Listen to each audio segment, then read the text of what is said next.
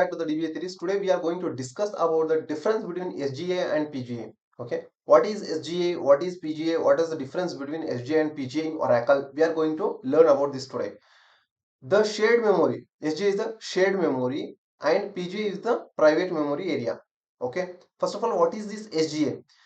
SGA will be stands for a system global area. SGA will be stands for system global area, a shared memory region that stores information all about the process can use.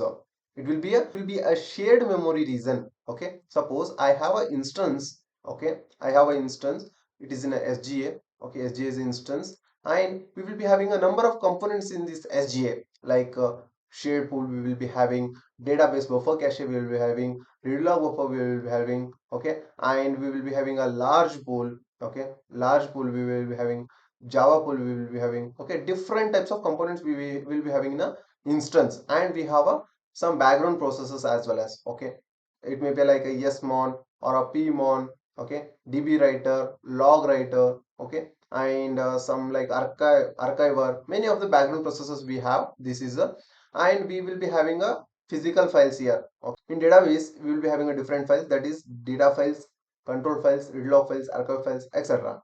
Okay, and coming to this SGA now, it is a shared memory. Okay, SGA is a shared memory. It will be shares the memory to all the components. Here we can see database buffer cache, okay, database buffer cache, read log buffer cache, okay, and shared pool, okay, a shared pool, large pool, Java pool, okay, Java pool. Many of the components it will be shared. That is a shared memory. Okay, PGA is not like that, a shared memory. It is a private memory for a server process. We can see later that one. It stores the information all database process. Okay, it includes like a database buffer cache, as we can see here, database buffer cache, shared pool, read log buffer. What is this database buffer cache? It stores the data blocks from the disk for fast access. Suppose here we have a user and user want to access the data, it should be a very faster, right? So the database buffer cache will be stores the data from the disk. From here it will be stores the data to access the faster to the user. Okay, and shared pool keeps the parsed SQL statements and dictionary data. It, suppose I have a shared pool here. Okay, I have a shared pool here. It keeps the recently executed SQL statements. Okay, it keeps the SQL statements, that is the SQL statements, parsed SQL statements and dictionary data in the shared pool. Okay, that is the use of this shared pool. And read log buffer will be for whatever the modification happens in the database, that changes will be returned to this read log buffer before writing to read logs. So before writing into the read log files, it will be stored in the read log buffer. Okay, and SGA is managed by Oracle. It is managed by Oracle and stays in a memory. It stays in the memory as long as the instance is running. If the instance is running, all this SGA instance is running, SGA is available. Okay, SGA is managed by Oracle. SGA is managed by Oracle and stays in a memory as long as the instance is running. As long as the instance is running, SGA is available. Okay, this is about the SGA, that is System Global Area. Now PGA. PGA stands for Program Global Area. Memory that's private to a single process, single server process. Memory that's private to a single server process. Suppose I will be having a number of sessions, and for each session we will be having a PGA, that is about the single server process. PGA stands for a Program Global Area. Memory that's private to a single server process. For the each session we will be having a different PGA, that is the private area.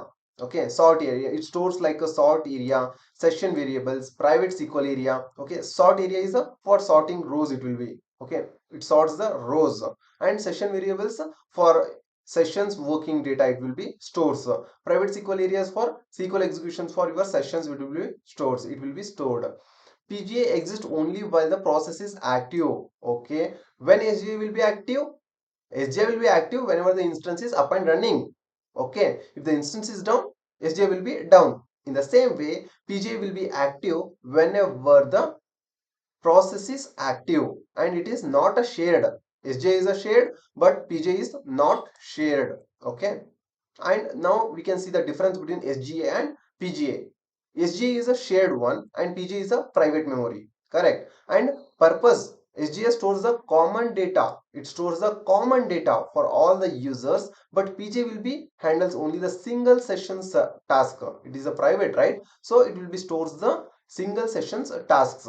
Okay, and the lifetime we can see that SGA lives with the instance. If the instance is up and running, SGA will be up and running. PGA lives with the process. Okay, this is the difference between SGA and PGA. Hope you all understood about the difference between SGA and PGA.